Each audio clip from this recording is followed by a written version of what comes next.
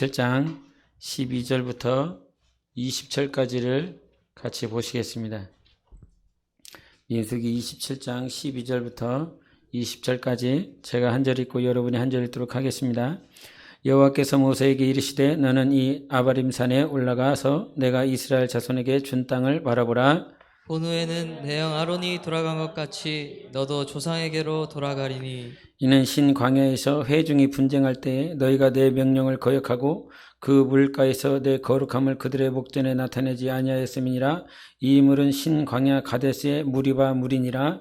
모세가 여호와께 여짜와 이르되 여호와 모든 육체의 생명의 하나님이시여 원하건대 한 사람을 이 회중 위에 세워서 그로 그들 앞에 출입하며 그들을 인도하여 출입하게 하사 여호와의 회중이 목자 없는 양과 같이 되지 않게 하옵소서. 여호와께서 모세에게 이르시되 눈의 아들 여호수아는 그 안에 영이 머무는 자니 너는 데려다가 그에게 안수하고 그를 제사장 엘라살과 온 회중 앞에 세우고 그들의 목전에서 그에게 위탁하여 다 함께 내 존귀를 그에게 돌려 이스라엘 자손의 온 회중을 그에게 복종하게 하라. 아멘. 하나님은 천지를 창조하시고 나서 우리에게 시간을 허락해 주셨습니다. 그래서 2021년도에 1월 1일을 시작했었던 시간들이 있었는데 우리는 365일이라는 그 시간들을 다 보내고 2021년 마지막 날을 이렇게 맞이하고 있습니다. 1900년대에 살았었던 사람들에게는 2000년대가 올 것이다라고 하는 것이 멀리 느껴졌지만 저희 세대는 1900년도에서 2000년으로 넘어가는 천자의 숫자가 천의 자리의 숫자가 바뀌어진 사람들입니다. 그전 사람들은 100의 자리의 숫자가 바뀌어져서 시대를 넘어갔지만 우리는 천의 자리의 숫자를 바꿔가면서 시대를 흘러가고 그 세대를 살아가고 있는 사람들입니다. 이 뜻은 오늘도 하나님께서는 시간을 주셨고 이 시간에는 마침내 마지막이 온다라고 하는 사실입니다. 그래서 2021년도도 마찬가지 그럴 것이고 2022년도도 마찬가지로 우리에게는 1월 1일을 보냄과 함께 주님이 부르시지 아니하신다면 2022년도 12월 31일을 또 맞이할 것입니다. 우리에게는 시간이 있습니다. 그래서 그 시간을 악한 자들에게 빼앗기지 않고 주님이 주신 그 시간들을 마침내 살아내고 승리했다라고 고백할 수 있어야 됩니다. 오늘 본문 말씀에 보면 모세가 이렇게 나옵니다. 모세에게 하나님께서 뭐라고 말씀하시냐면 13절을 보시겠습니다. 13절 같이 보십니다. 시작. 본후에는 내 형 아론이 돌아간 것 같이 너도 조상에게로 돌아가리니. 예, 이제 모세의 모든 삶을 보내고 하나님께서 너는 이제 죽는다라고 하는 표현을 어떻게 표현을 하냐면 너도 조상에게로 돌아간다라고 하는 표현을 하고 있습니다. 하나님은 아브라함에게도 말씀하셨습니다. 너 열조에게로 돌아갈 것이다. 이삭에게도 말을 합니다. 열조에게 돌아갈 것이다. 야곱에게도 동일하게 표현합니다. 열조에게 돌아간다. 조상에게로 돌아간다. 모세에게도 오늘 표현한 것처럼 그 평생을 하나님의 뜻대로 말씀대로 순종하다가 이제 하나님께서 그의 육체를 거두시려고 하실 때에 너는 조상에게로 돌아간다 이렇게 표현을 하고 있습니다. 세상 철학 가운데 이 인생의 모든 인류학, 인문학에서 가장 궁금해하는 것이 세 가지가 있습니다. 하나는 뭐냐면 나는 누구인가? 나는 누구냐? 이 세상 인간들이 가장 궁금해하는 것이 세 가지라는 거예요. 나는 누구냐? 두 번째는 나는 뭐 때문에 지금 살고 있느냐? 세 번째는 뭘 것 같습니까? 나는 어디로 가냐? 여러분은 누구십니까? 나는 누구라고 말할 수 있습니까?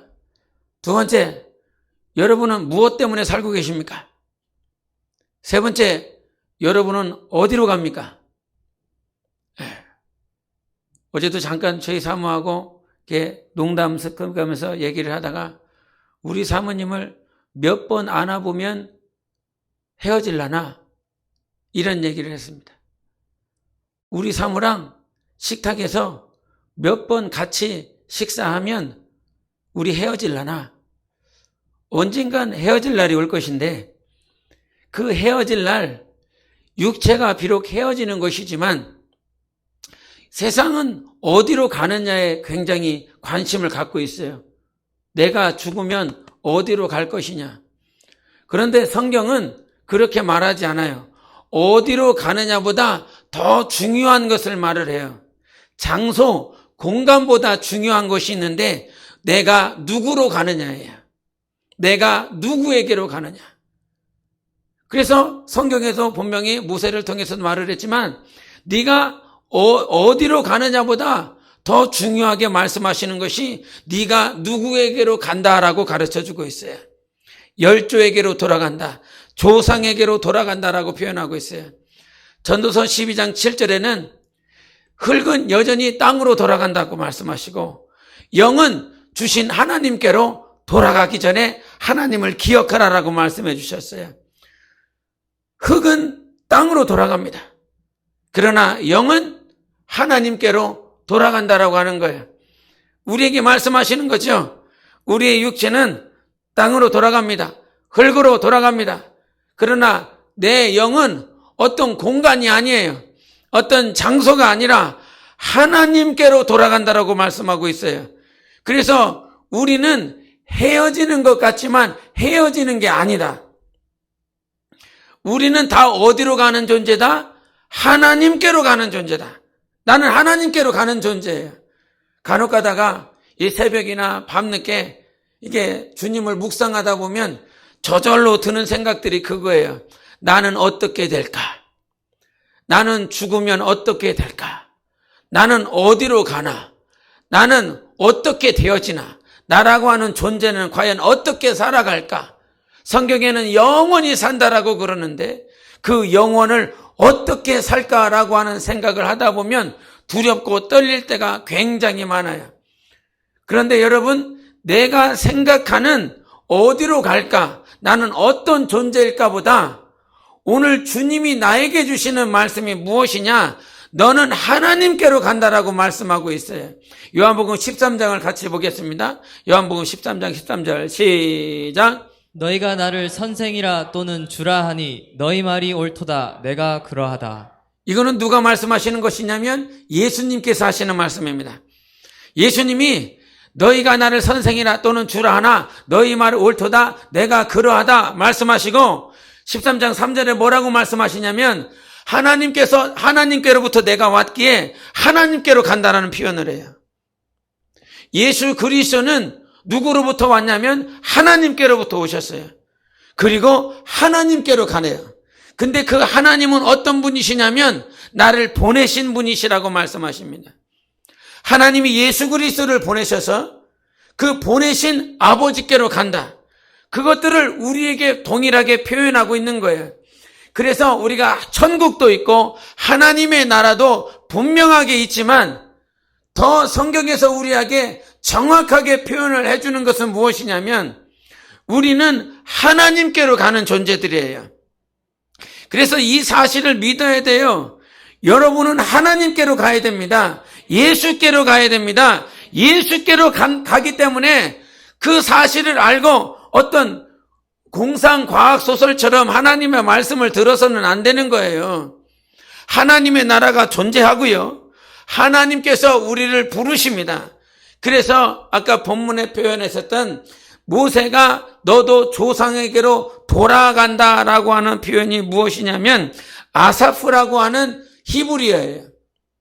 근데 이 돌아간다라고 하는 표현을 이 아사프로 표현했는데 이 표현이 무엇이냐면 그냥 내 몸이 내 영혼이 돌아간다라고 하는 표현이 아니라 이것은 소집한다, 부른다라고 하는 말이에요. 무슨 뜻이라고요? 부른다고요. 소집한다고요. 모은다고요. 그러니까 이 말씀은 모세에게 하나님께서 네가 조상에게로 돌아간다라고 하는 말은 내가 너희를 부른다는 말이에요. 소집한다는 거예요. 그래서 이 땅에 에클레시아라고 하는 교회가 있지 않습니까? 이 교회도 불러 모은 것이 교회인 것처럼 하나님도 우리가 육체를 다 벗어버리면 이 가운데서 하나님께서 소집하는 자들이 있어요. 부르는 자들이 있다고요. 그래서 하나님께 부름을 받는다. 소집함을 당한 자들은 하나님께 나아가는 거예요. 그래서 모세는 지금 하나님께 부름을 받은 것, 그래서 소천이라고 하지 않습니까? 불렀다는 거예요. 부르는 거야. 하나님께서 우리의 영혼을 부르셔서 저 하나님의 나라로 서게 하는 것입니다. 근데 이 하나님 앞에 서기까지 우리가 무엇을 해야 되는지 오늘 본문이 가르쳐 주는 거예요. 모세가 마지막 삶을 보내고 하나님 앞에 부름을 받았어요. 소집했어요. 그래서 그 하나님의 나라는 하나님이 부른 자들이 다 모여 있어요. 주님이 모여 있어요. 주님이 그 소집할 때까지 우리가 뭘 해야 될지를 잘 보시기를 바랍니다. 우리 본문 보시겠습니다. 우리 민수기 27장 16절을 보시겠습니다. 16절 같이 읽습니다. 시작. 여호와 모든 육체의 생명의 하나님이시여 원하건대 한 사람을 이 회중위에 세워서, 이렇게 표현합니다. 모세가 사는 생애 동안 하나님의 말씀에 순종하고 그가 마지막 삶으로 하나님 앞에 나아갈 때 자기 삶의 이 마지막 종착역에 다다른 그 순간에 자기를 위한 기도하지 않아요. 자기의 안위를 걱정하지 않아요. 무엇을 걱정하냐면 이제 내가 사라지고 나면 이 남은 이스라엘 백성들을 이끌기 위한 한 새로운 지도자가 세워지기를 간절히 원했어요. 이 말씀이 교회에 또 여러분 삶 가운데 가정에 반드시 필요한 것이 무엇이냐면 여러분은 언젠간 하나님께 부름을 받을 것입니다. 여러분이 하나님 앞에 나아가기 전까지 무엇 해야 되냐면 목사는 교회에 새로운 지도자를 세우고 제자를 세워야 되는 것이 분명한 사명이고 본분입니다. 마찬가지로 여러분은 그 사명에 같이 협력하는 자들로 부름을 받았고, 여러분의 가정을 보면 여러분 가정 안에 여러분의 삶이 마감하는 그 순간에 학식이, 어떤 학력이 좋은 자식을 만들어 놓는 것이 여러분의 유산이 아닙니다. 좋은 직장에 취업해서 좋은 진로를 가다듬고 그렇게 앞이 창창한 아들, 자식을 만들어 놓는 것이 여러분의 사명이 아닙니다.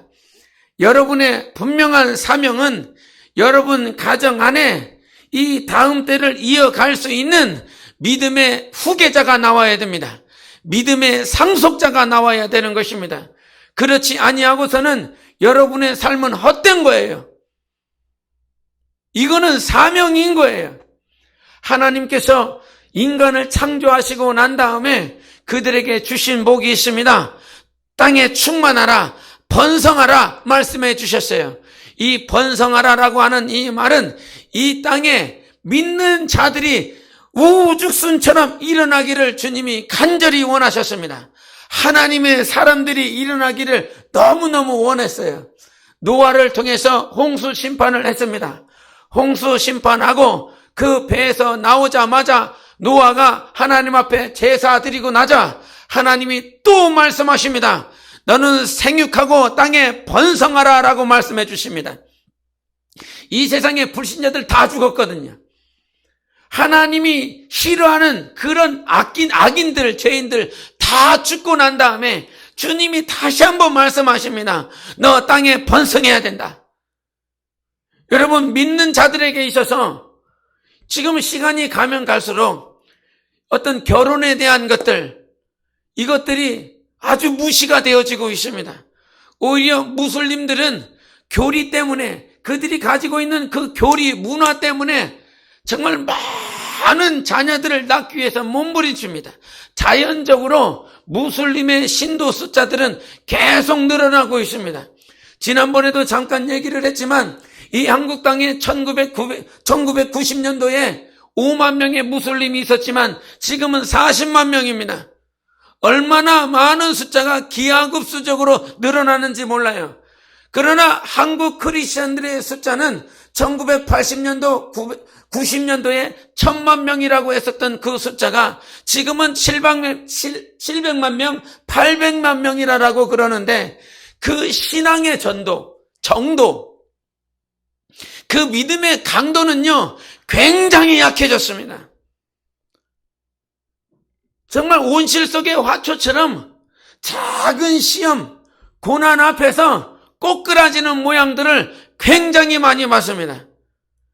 그래서 여러분이 몸된 교회 5대 목회 철학을 봤습니다. 그거 오늘 처음 보신 분들도 있지요? 예, 처음 하시는 분들도 있을 거란 말이에요.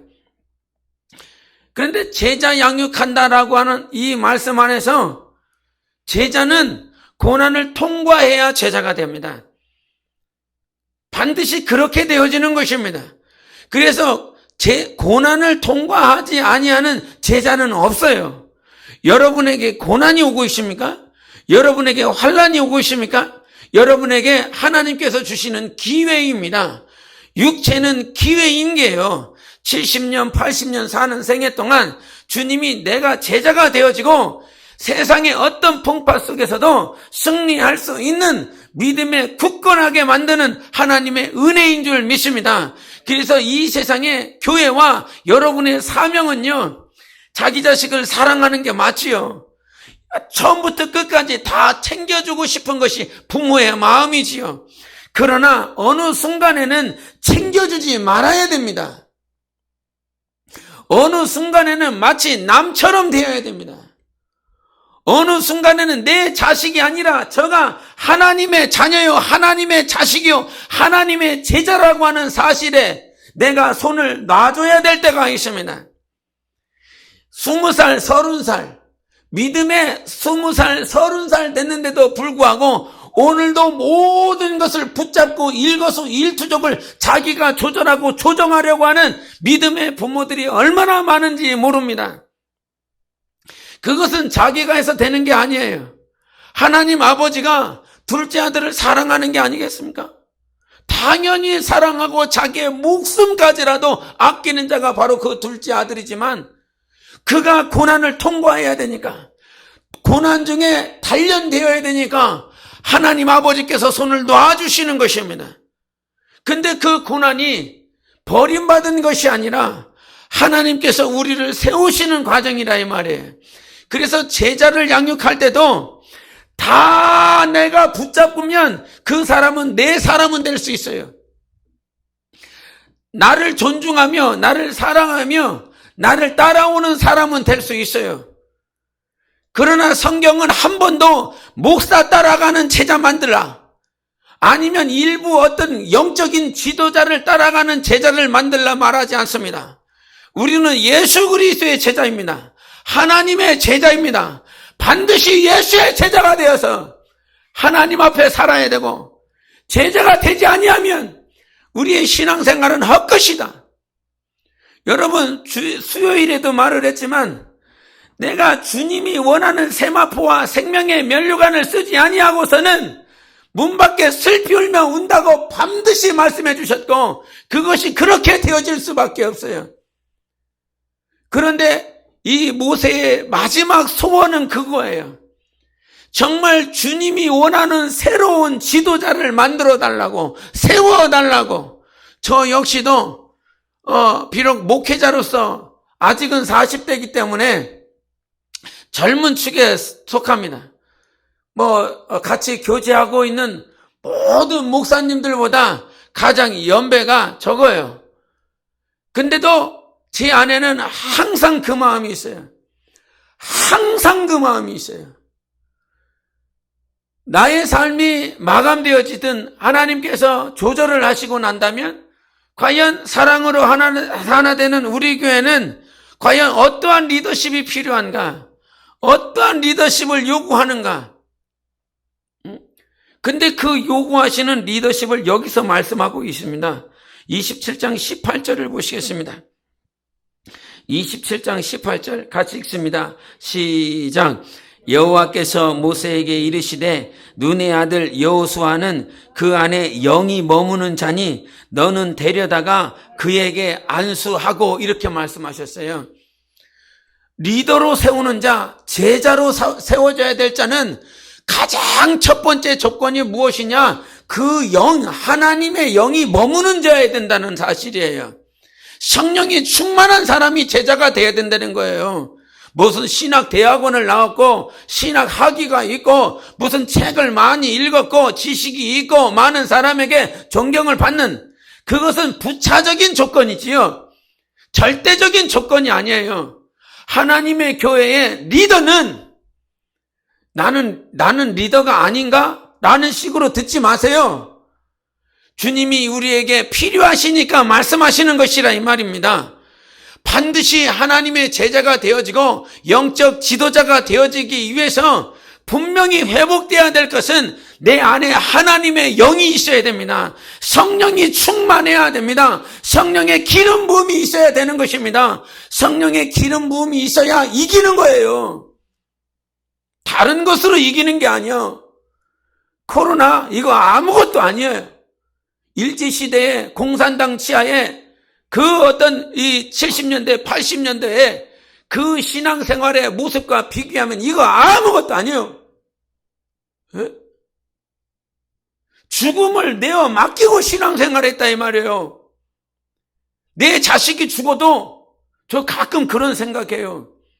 마지막 고난 앞에서 우리 와이프가 내 보는 앞에서 처절하게 찢겨지는 그 모양, 내 사랑하는 자식놈이 칼에 찢기는 것이 아니라 그 창자가 찢겨지고 창자가 내어 찢김을 당하고 그의 안구가 척추를 당하고 그 사지가 찢겨지는 그 상황들을 한번 내가 생각해 볼 때가 있어요.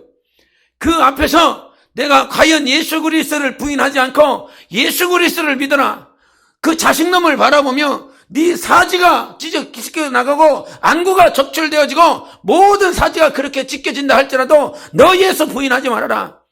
너 예수 그리스도 끝까지 인정하라. 찬송을 부르며 그렇게 주님 앞에 가라라고 할 수 있을까? 그런 상상들을 해볼 때가 있어요. 여러분, 우리에게 주어진 이 시험은 반드시 이겨야 되는 것입니다. 이겨야 되는 거예요. 신앙생활은 반드시 이겨야 되는 거예요. 그런데 그 이길 수 있는 건 우리 안에 스스로 힘이 있기 때문에 그런 거 아니에요. 여기서도 여호수아에게 하나님이 분명히 말씀하시는 건 하나님의 영이 그 안에 있어야 된다는 거예요. 성령이 충만해야 세상을 이기는 거예요.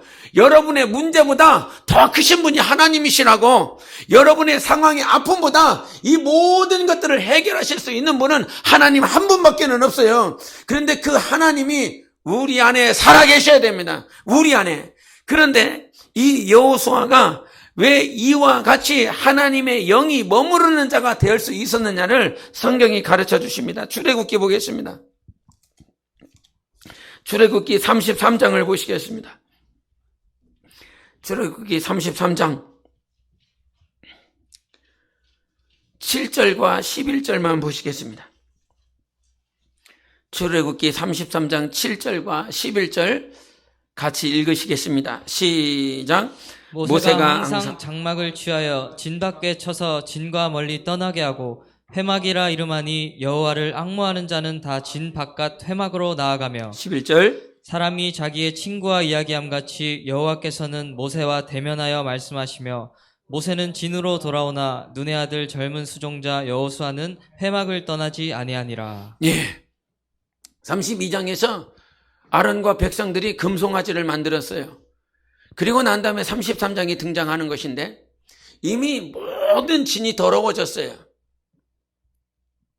송아지로 인해서, 우상으로 인해서. 그래서 모세는 원래 성막이라고 하는 것은 세 지파씩 동서남북으로 나누어져서 12지파가 진영을 취했는데, 그리고 그 진영 안에 가운데에 하나님께서 성막을 두셨어요. 그래서 모든 진영에서 그 중앙을, 하나님의 임재를, 하나님을 바라볼 수 있도록 성막을 중앙에다가 놨어요. 본래 그래요. 그런데 7절에 어떻게 합니까? 모세가 항상 장막을 취하여 진 밖에 쳐서 진과 멀리 떠나게 하고 회막이라 이름하니 여호와를 앙모하는 자는 다 진 바깥 회막으로 나아가며, 이렇게 표현하고 있어요. 이 진영 안에 중앙에다가 성막을 두지 않냐고 볼품 없는 회막을, 회라라고 하는 것은 모일 회자는 거예요. 미팅룸이 되는 거예요. 그래서 그 미팅이 이루어지는 하나님의 임재가 이루어지는 그 진 밖에다가 회막을 뒀어요. 그런데 그 회막은 어떠한 자들만 나아가냐면 하나님 만나기를 앙망하는 자, 주님만을 사모하는 자들이 그렇게 회막에 나아갔다라고 말을 하고 있어요. 그런데 그 회막에 나아가서 모세가 하나님의 임재를 경험합니다. 임재를 경험하고 11절을 같이 읽겠습니다. 시작. 사람이 자기의 친구와 이야기함 같이 여호와께서는 모세와 대면하여 말씀하시며 모세는 진으로 돌아오나 눈의 아들 젊은 수종자 여호수아는 회막을 떠나지 아니하니라. 모세는 하나님과 대면하고 난 다음에 자기 진영으로 들어갑니다. 그런데 여호수아는 그 회막을 떠나지 않습니다. 회막을 왜 떠나지 않습니까? 바로 하나님의 임재 때문에 그런 것입니다. 하나님의 성소, 지성소가 아닌 회막이지만 그 회막 가운데 하나님께서 임재하여 주셨습니다. 우리의 신앙이 어디서부터 회복을 돼야 되냐면 오늘 예배니까 가는 것 아니요. 내가 기도 시간이 됐으니까 기도하러 가는 것 아니요. 내가 무슨 문제가 있기 때문에 가는 것이 아니라 오늘 주님의 임재를 너무나 앙망하여 나아가고 있는가? 어쩔 수 없이 가는 인생인가? 마지못해서 가는 인생인가? 저 사람 보기 싫은데 그래도 직분자니까 가주는 것인가? 이것이 아니라 하나님을 정말 만나기를 원하는가? 하나님을 진실로 앙망하는가? 근데 그 앙망하는 자들이 나아가니까요. 그냥 마지못해서 가는 사람들이 아니라 어쩔 수 없이 가는 것이 아니라 진짜 하나님 만나고 싶어서 회막이라고 하는 정말 성막과 비교가 되지 않는 그 텐트에 들어갔는데도 불구하고 하나님께서 그 안에 임재해 주시더라는 것입니다. 하나님은 앙망하는 자들, 주님 만나기 원하는 자들을 반드시 만나주십니다. 이것이 하나님의 뜻인 거예요. 그래서 우리가 마지막 세대를 살아갈 때에 필요한 것이 무엇이냐면 오늘 교회에 가야 되니까 가주는 사람 아니고 직분자니까 가주는 사람 아니고 오늘도 체면 때문에 자기 자존심 때문에 가주는 사람이 아니라 정말 예수 그리스도를 만나고 싶은 사람들, 주님을 만나기 원하는 자들, 성령의 영으로 충만하여 하나님 보기 원하는 자들, 그런 자들에게는 그것이 어떠한 것이든지 그것이 누추한 것이든지 다윗의 장막과 같이 볼품없는 곳이라도 하나님은 임하여 주십니다. 그곳이 어디가 되시든 간에 주님은 그래서 우리에게 말씀하시는 것이 네가 열조에게로 돌아간다라고 표현하는 것처럼 어떤 공간을 말을 하는 것이 아니라 하나님께로 간다라고 말씀하고 있습니다. 그래서 우리는 오늘도 관계를 가져야 되고 만나야 될 분은 하나님 한 분밖에는 없어요. 목사 때문에 오지 마세요. 누구 때문에 오지 마세요. 누구 때문에 손에 끌려서 오는 것이 아니라 지금 오늘 이 순간도 지금 교회에 처음 나왔어도 하나님을 정말 만나고 싶은 자들에게는 회개가 터지게 돼 있어요. 하나님을 정말 만나고 싶으면 성령이 임하게 되어 있어요. 하나님의 역사는 죽지 않았어요. 캐톨릭과 개신교에서 잘못한 것이 무엇입니까? 중세시대 때에 성령의 역사는 끝났다고 17세기, 18세기, 19세기 영국, 유럽에서 계속 그 하나님의 말씀을 떠난 그들에게 있어서 역사가 이루어지지 않으니까 성령은 그 오순절날 임한 것으로 끝난 것이라고 그와 같은 거짓과 거짓 교리들이요 지금으로부터 100년 전에 계속 이어져 왔습니다. 그러나요 한국 땅에 들어온 선교사들 그들은 항상 말을 했습니다. 주님 내가 할 수 있는 것이 하나도 없습니다. 언더우드의 고백이 무엇입니까? 주님 조선 땅을 봤는데요. 저들이 왜 죽어가는지도 모르고 있어요. 복음이 무엇인지도 모르고 있어요. 신분 계급으로 인하여 하대를 받으면서 멸시와 천대를 받는데도 불구하고 그것이 당연한 것처럼 살아가고 있어요. 자기가 누구인지를 몰라요. 그런 그들을 향해서 언더우드는 하나님 내가 무엇을 어떻게 해야 될지를 모르겠습니다. 그의 기도 제목이 그거였어요. 그런 조선시대에 평야에서 하나님께서 성령의 기름 부음을 부어주게 하시고, 그렇게 배우지 못한 자들, 천한 자들, 무시받는 것을 당연히 여긴 자들에게 그들이 회개하니까, 진실로 회개하니까, 내가 내 아내를 간음했었던 것들, 내 여종을 간음했었던 것들을, 내 아내를 죽이려고 했었던 것들을, 저의 돈을 내가 사치했던 것들을 철저하게 강단해서 하나씩 하나씩, 이거는 다 감춘 것이거든.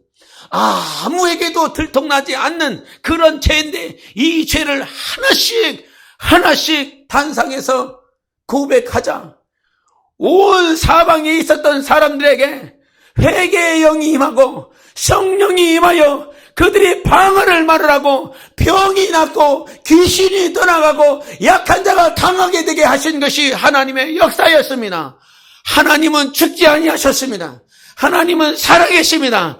어떤 자들에게, 하나님을 앙망하는 자들에게 당신에게 병이 안 낫는 이유는 하나님을 앙망하지 않기 때문인 것입니다.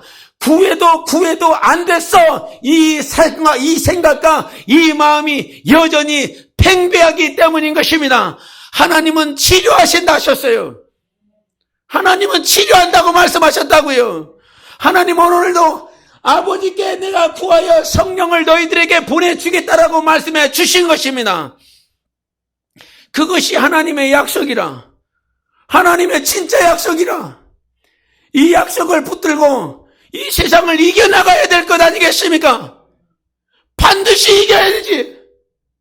신앙생활을 이겨도 되고 져도 되는 게 아니야.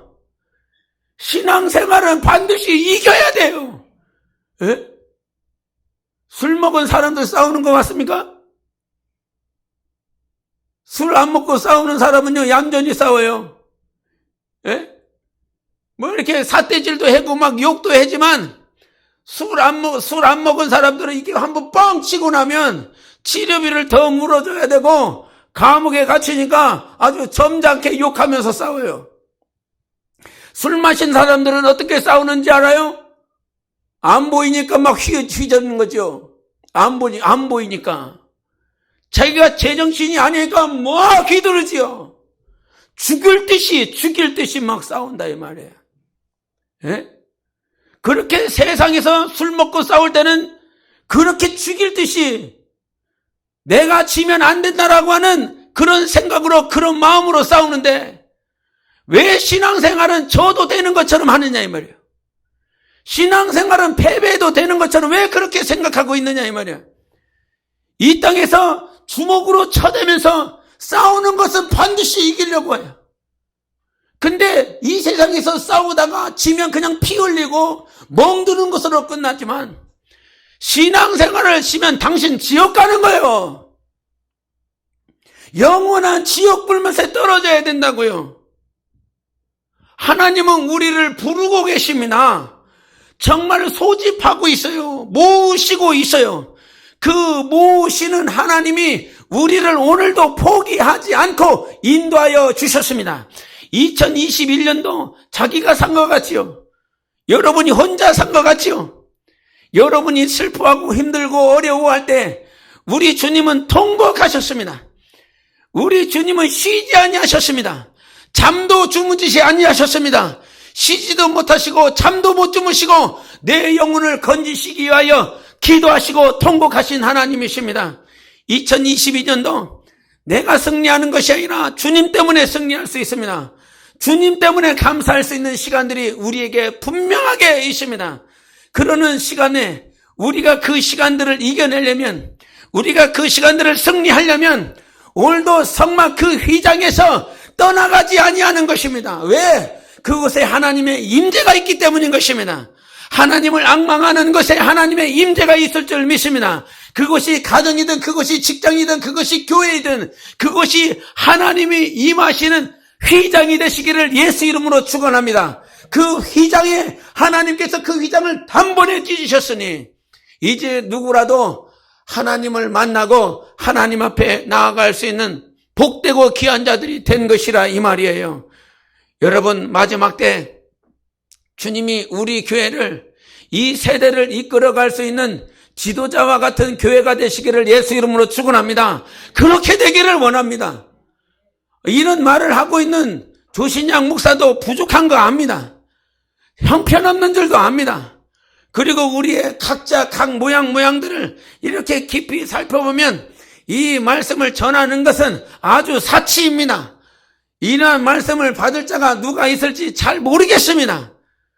그러나 주님은 이 마지막 세대에 필요한 교회를 세우시지 않겠습니까? 이 마지막 세대를 이끌어갈 사람들을 세우시지 않겠습니까?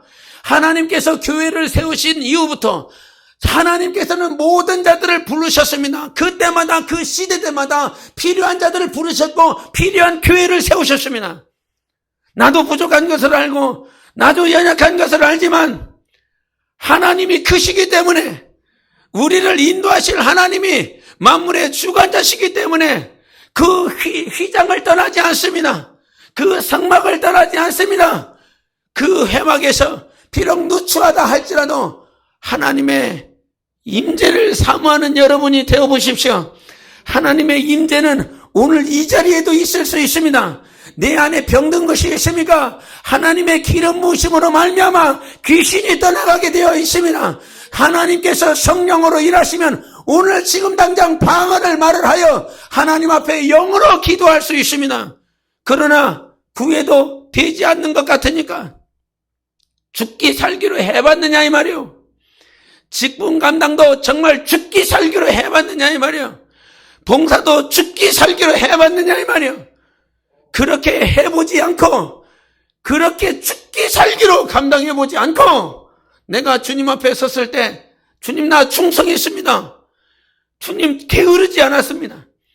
오늘도 찬양하면서 정말 제 심령 가운데 다가온 찬양의 고백은 무엇이냐면 하나님은 신실하시다는 것입니다.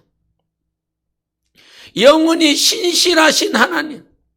나는 게을렀고 나는 넘어졌고 엎어졌고 불순종했지만 그런 나를 보시면서 하나님은 포기할 만한데 하나님은 그냥 고아처럼 내버려 둘 만한데 하나님은 그런 나를 보시면서도 내 앞에서 나를 위하여 신실해 주셨습니다. 하나님은 게으르지 아니하셨습니다. 하나님은 불순종하지 아니하셨습니다. 하나님은 포기하시지 아니하셨습니다. 하나님은 신실하십니다. 영원히 신실하십니다. 그래서 그분을 신뢰하고 따라갈 수 있습니다. 2022년도 하나님은 우리를 위하여 우리를 향하여 신실하실 것입니다. 우리를 포기하지 아니하실 것입니다. 그러니까 포기하지 마세요. 그러니까 좌절하지 마세요. 아프고 힘들면 주님 앞에 오세요. 주님 앞에 무릎 꿇고 나를 불쌍히 여기달라고 눈물 뿌리세요. 다윗의 고백처럼 다윗의 그 눈물을 눈물병에 담으시는 분이 우리 주님이십니다. 병에 담으신다라고 하는 건 잊지 않겠다는 거예요.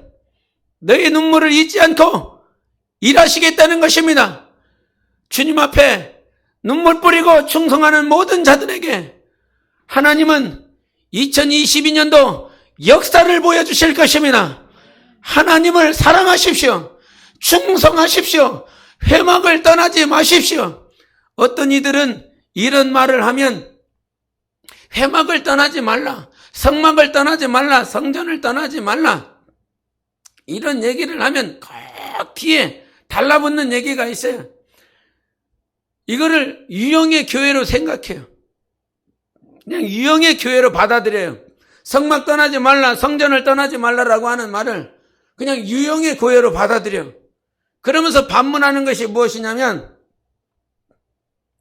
우리가 교회 아니냐? 성령이 우리 안에 임하였으면 우리가 교회인데 무슨 성막에 모이고 성전에 모이느냐? 이런 그런 얘기를 합니다. 누가 몰라서 그런 얘기를 하나? 누가 몰라서 그런 말씀을 전하나? 사도행전 3장 1절에 제9시 기도 시간에 베드로와 요한은 성전을 찾아갔어요. 그러면 베드로와 요한은 자기 영혼이 성전인 것을 몰라서 그 제9시 기도 시간에 성전에 올라갔는가? 주님은 성전에 6월절 절기가 되면 그렇게 가서 기도하신 이유가 그럼 다른 이유인가? 그 얘기를 하는 것이 아니지 않습니까? 그런데 무조건 반문하고 싶어서, 무조건 대적하고 싶어서 제9시 기도 시간에 그 성전에 올라갔다라고 하는 말은 예루살렘에 9시에 기도하는 시간이 정해져 있었다는 거예요. 성전의 기도 시간을 정해놓고 사도들은 그 시간을 찾아가서 성전에 모여서 기도했다는 말인 거죠. 그 성전은 하나님이 약속하셨어요. 내 이름을 모인 것이다. 내 이름으로 모인 곳에 내가 너희들과 함께 할 것이다 라고 마태복음 18장 20절에 말씀하셨지 않습니까? 두세 사람이 모여도 내가 너희와 함께 하는 것이 성전인 거예요. 교회인 거예요. 유형의 교회와 무형의 교회를 몰라서 말을 하는 것이 아니라 하나님은 성전에 두 사람이 모인 곳에 그곳에 임재하시겠다라고 말씀하셨기 때문에 그 회막을 떠나지 말라고 말씀하시고 성전을 떠나지 말라라고 말씀하여 주시는 것입니다. 어느 사장이 목수에게 집을 하나 제대로 하나 줘보라라고 이렇게 부탁을 했답니다. 근데 그 사람은 이제 나이도 많고 은퇴할 시간이 다 돼갔기에 그냥 사장이 하나 집 지으라는 거 그냥 대충 이제 나 은퇴할 시간 얼마 남지 않았으니까 그렇게 지었다는 거예요. 그래서 수고하고 그렇게 해서 그냥 지었는데 그 사장이 와서 그 사람에게 하는 말이 당신 우리 회사에 있으면서 당신의 청춘을 다 바치고 당신의 삶을 다 바쳐서 나와 함께 이 회사를 일궈줘서 너무너무 감사하다고 그래서 이 집은 내가 당신에게 선물로 주는 집이라고 그러면서 이 집을 선물로 받으라고 그 목수가 얼마나 후회하겠습니까? 그 집이 마지막으로 건축했었던 그 집이 자기 집이었다라고 한다면 그것이 자기 집이라고 하는 사실을 미리 알았다라고 한다면 대충 그렇게 짓지 아니했을 것입니다. 그 어떤 집보다도 그 어떤 건축물보다도 더 신경 쓰고 계획하고 그렇게 지었을 것입니다. 그러나 그 사실을 몰랐기 때문에 대충 지어버리고 시간 흘려보내고 그 집을 받아들였을 때 이 사람은 굉장히 후회했을 거예요. 여러분 하나님께서 우리에게 집을 지으라고 말씀하십니다. 그 집은 누구를 위한 집이 아니라 여러분 영혼이 거해야 될 영혼의 집인 것입니다. 이 집을 지으라고 여러분에게 7, 80년의 시간을 주셨습니다. 대충 지을 것입니까? 아니면 부서지지 않는 공력이 나타나서 불로 시험할 때에 무너지지 않는 금과 은과 보석으로 짓는 여러분 영혼의 집을 짓겠습니까? 분명히 이 사실을 성경은 말씀해 주셨어요. 여러분은 오늘 여러분 영혼에 무너지지 않는 집을 짓고 있는 자들인 것입니다. 그러나 이 가운데서는 대충 짓는 자도 있을 것입니다. 마치 남의 일처럼 교회의 일처럼 목사의 일처럼 어떤 목장의 일처럼 그렇게 짓고 있을 것입니다. 그러나 성경은 그렇게 말하지 않고 있습니다. 네 영혼의 집이라고 말씀해 주셨습니다. 영혼이 짓고 있는 거예요. 영혼이 살아야 될 여러분 영혼의 집을 짓고 있는 것입니다. 이 집을 잘 지어보십시오. 주님이 기뻐하시는 집을 지어보시기를 바랍니다. 2022년도 성령이 충만해야 돼요. 성령이 충만해서 이 시대 가운데 대충 지어가는 여러분 영혼의 집이 아니라 절대로 무너지지 않는 성령이 원하시는 그러한 집을 세워나가는 여러분의 삶이 되시기를 예수 이름으로 축원합니다. 하나님은 살아계실 겁니다. 인도하십니다. 반드시 이기셔서 2022년도에 하나님의 역사를 보시는 복되고 귀한 삶이 되시기를 예수 이름으로 축원합니다. 함께 기도하시겠습니다.